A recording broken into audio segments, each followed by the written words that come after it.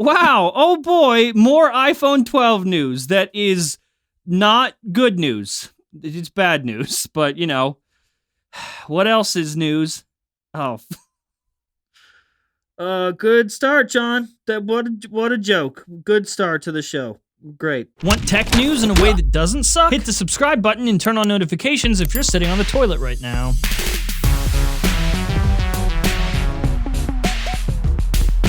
All right, hey, if you made it past that intro, welcome back to Front Page Tech. Fa-pa-ta! Of course, show that gives you all latest tech news from one geek. That is me to another, that is you. Speaking of tech news, for the first time in like 2 weeks, I actually looked at the tech news today, like a normal functioning human doing this show. The last few episodes of Front Page Tech have just been leaks, 100% like from us. No other news from other tech news websites, just us. So it felt good today to just read the news, and here I am to report it to you. So I promise, no leaks, no exclusive stuff, nothing about me today, just normal tech news. We're going to do a normal show, and it'll feel good. All right, so we got a few stories to talk about today. First up for the day, story numero uno, iPhone SE Plus. Not the small one, not small, big. Bigger than the small plus size. According to Apple analyst Ming-Chi Kuo, good to see him back in the show. Also, the most reputable Apple leaker we have, he says the iPhone SE Plus is postponed. Well, I mean, okay, listen, I know I said we weren't going to talk about our leaks or we weren't going to talk about me, but said that. It was actually in the last episode of Front Page Tech. We went ahead and mentioned that there is an iPhone SE Plus. You know, what we originally thought was going to be the iPhone 9 Plus. The iPhone SE Plus I mentioned was coming in March next year, 2021. All right, but to be fair though, that is March is the first half of the year, obviously. So, Kuo was saying that it's actually postponed longer and going to bleed into the next half of the year. This, of course, because of the BAP, because of the pandemic we have, this is why we can't have nice things. Anyway, so Ming-Chi Kuo is saying that, expect this in the second half of the year. And real quick, I would like to be clear here. I don't trust myself more than I trust Ming-Chi Kuo. Like, if he says something, I'm gonna trust him over me. That's just how it is. I respect him more than I respect myself. So not according to leaks or anything, just my own personal opinion. I think it's coming in March. Again, this is just my own personal opinion, but we're a long ways out. A lot of things can change, and right now, iPhone is the priority. iPhone is Apple's priority, especially in terms of production. Like, a lot of their other product lines are just sort of not getting the attention they deserve right now because Apple is shifting resources to make sure iPhone gets the love it deserves. And you know what? Nothing against Ming-Chi Kuo and his prediction here.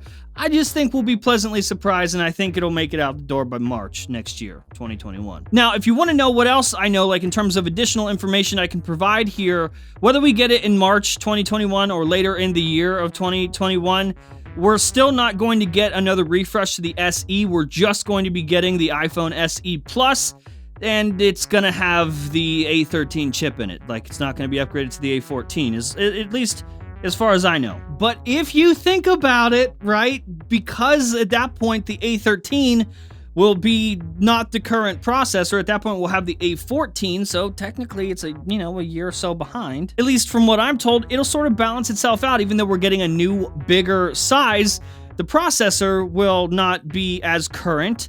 So the price will still sit around $400 next year when this thing launches. Okay, all right, that's it. I'll stay out of it. All right, I'm gonna just cover the news as normal for the rest of the show, okay? Promise. Hey, speaking of the pandemic, the thing you can't say on YouTube, so the BAP, Twitter is updating their guidelines with how they handle people tweeting about the BAP. Well, hello there, ladies and gentlemen. Listen, I don't know if you know this, but apparently there are people living, actual, real-life people that think that 5G caused the BAP. They think that people are getting sick because of 5G. I would just like to put out this simple public service announcement to say that if you are one of those people, please shove a lava lamp all the way directly up your anus. Anyway, according to Twitter's guidelines, they're just gonna start deleting tweets. They're just gonna start removing tweets about this. Like, they've been doing this, trying to make sure that misinformation doesn't spread, but it's Twitter and everybody is a complete goddamn moron. And so this is one of those things. So they just gave up. They have literally given up on society, and they're just gonna start removing tweets, because what else can you do? You know, Twitter, if you're watching, I would like to give you an idea of how to handle this, of course, if you don't mind. When someone's clickety-clacking away, typing their very thoughtful tweet about how 5G is like cooking you like a Hot Pocket and making you have Rona. As soon as someone presses send on that tweet, just pop up this, don't tweet it, just pop up this menu in front of them that just says no. Just says no. You fucking moron. Delete your account. You want to know the best part? Is that there are people watching this right now that think that. Go ahead. Just for funsies, check down in the comment section. You'll find a few people down there be like, but you're just stupid. You're just letting the government control your thoughts, John. Well, I'll tell you what. You can't control mine. And you know what? I don't have Rona. Want to know why? Because I don't have 5G in my town. Put the pieces together. But there you go, everybody. I rest my case. Seriously, it's going to happen. Check the comments. You'll find them. And listen, I'm not going to condone picking on people, but go ahead. In this case, if you see any of those people in the comment section, just shame them. Fucking idiots. All right, so we have one more iPhone story for the day. Before we get into that, I'll tell you about Verizon, the place where you can use iPhones. Careful, though. They have 5G. I just think you should know. Verizon has been offering their customers an extra 15 whatever. They've been offering 15 gigs extra for customers, at least in terms of data. Did I say it was data? It's data. Well, this is falling apart real quick. Turns out they're extending that. Still 15 gigabytes extra per customer, but throughout May now. So this is gonna continue. As of the time of this recording, it's going to end on March 31st.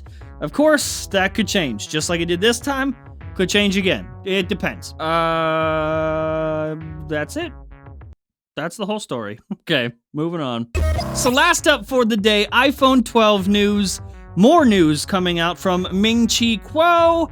Not good news. Thanks to Ming-Chi Kuo, we have some brand new, never heard before information that the iPhone 12 is gonna be delayed a bit. So instead of it launching and shipping in September like it normally would, he's saying to expect it around October, November. Oh, wait a minute, hang on a second. It seems like, you know, we weren't gonna talk about us and our leaks or anything, but it seems, if I look closely here, looks like somebody that you know said that same thing. Oh, wait a minute, is that me? Did I really say this already?